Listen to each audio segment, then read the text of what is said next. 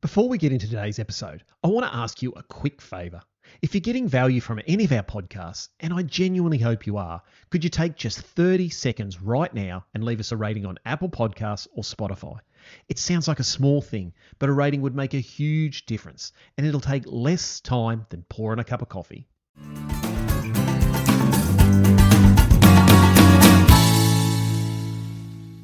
G'day, welcome back to the AgriCoach Wealth and Wisdom Podcast. My name's Ben Law and I'm the Financial Bloke, back with another mini episode. Short, sharp and to the point. Just one idea that might have an impact on your future. Back when I was a poor uni student, I had a habit of sitting on the lounge and coins would fall out of my pocket and disappear between the cushions.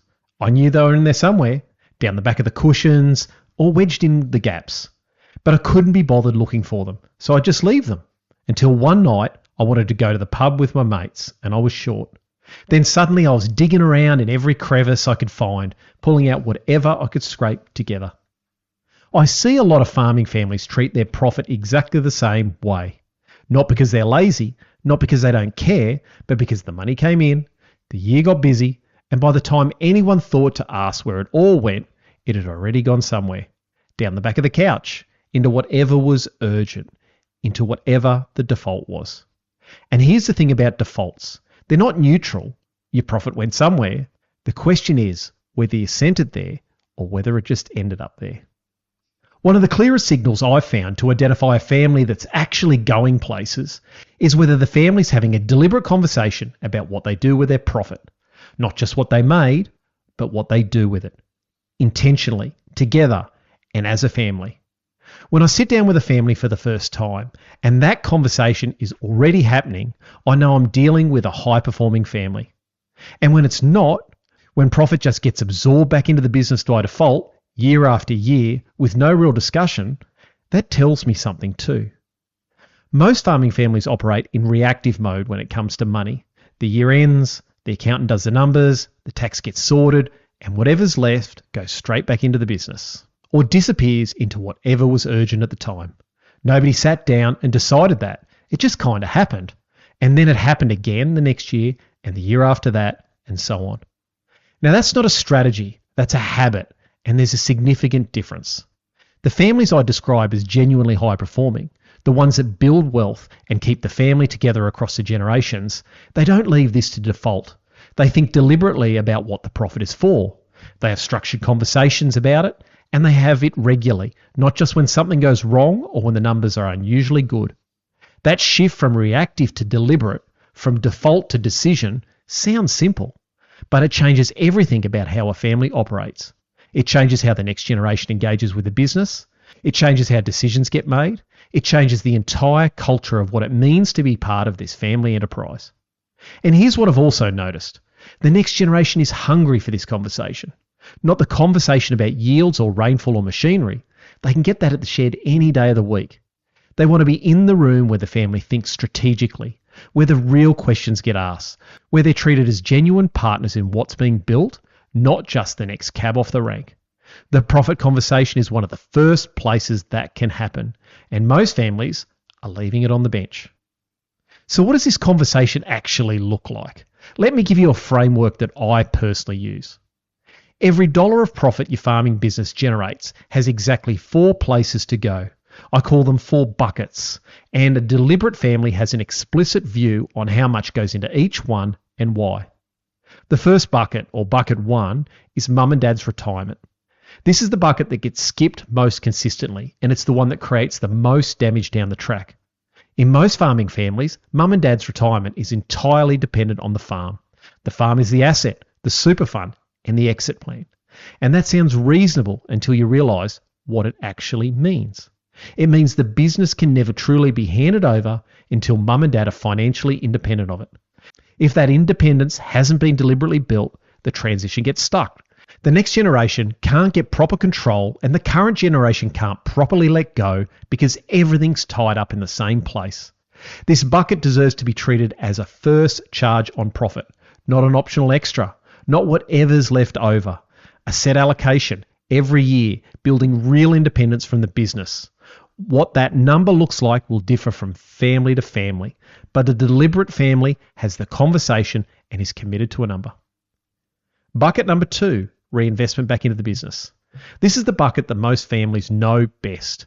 New machinery, infrastructure, land, livestock, the decisions that compound over decades and build genuinely impressive operations.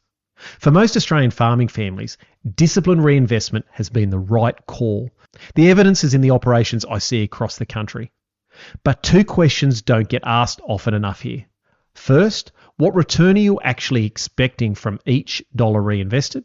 Not in theory, in practice. Because reinvestment can become a habit rather than a strategy, and not every dollar going back into the business is earning what you think.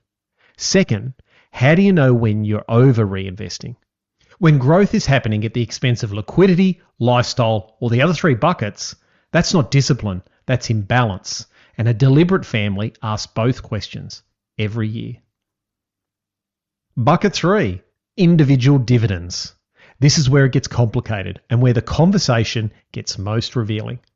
Dividends raise questions that go right to the heart of how your family operates. Are they based on ownership or contribution? How do you balance fairness with reward for effort? What does it mean for a family member working in the business versus one who isn't? Now, these aren't easy questions, but leaving them unanswered doesn't make them go away. It means everyone's operating off their own assumptions, and assumptions left unchecked have a habit of becoming grievances. There's also a bigger picture question here. If the business never distributes, if every dollar goes back in and nobody ever sees a personal return, what does that teach the next generation about the relationship between hard work and reward? Bucket 4, off-farm wealth building. This is the bucket that the next generation cares most about and the one that often meets the most resistance from the current generation. Off-farm investing is fundamentally about one thing: reducing the risk that everything your family has built is concentrated in a single asset class, in a single enterprise, in a single location. Because you see, agriculture cycles around, seasons turn. A family that's built meaningful wealth outside the farm is in a fundamentally different risk position to one that hasn't. Now, someone said to me the other day, a reasonable long-term goal, and this was just a starting point and not a prescription, is for somewhere between 20 and 30% of total family wealth to sit outside the farm. Now, most families I work with are nowhere near that. Not because they've made bad decisions, but because the conversation about off-farm wealth has simply never been a priority. And this is one of the key things that drags families back at succession, is being able to fund the parents' retirement. And quite often, that comes from liquidating off-farm assets. Now, here's one thing that you can do this week. Before your next family business meeting, get each person to sit down separately and ask them to fill out the 4 buckets independently: retirement, reinvestment, dividends, and off-farm. I want you to give a percentage for each and say maybe come up with a magical, mythical $1 million, or you choose the level of profit that you think is appropriate. Then I want you to get everyone in the room and compare them. And I want you to go in curious, not with an agenda, and I want you to ask each person to explain their thinking, not just the number. And you want mum, dad, and the next generation all in the room having this conversation. Because what happens in the room will tell you exactly where your family is and exactly what kind of family you're becoming. So before I head off today, I want to leave you with this one thing. Stop treating your profit like it's loose change down the back of the couch. Know where it is, know where it's going, and for once, and as a family, send it there on purpose. So until next time, I'm Ben Law, I'm the Financial Bloke, and remember, it's more important who you are than what you've got.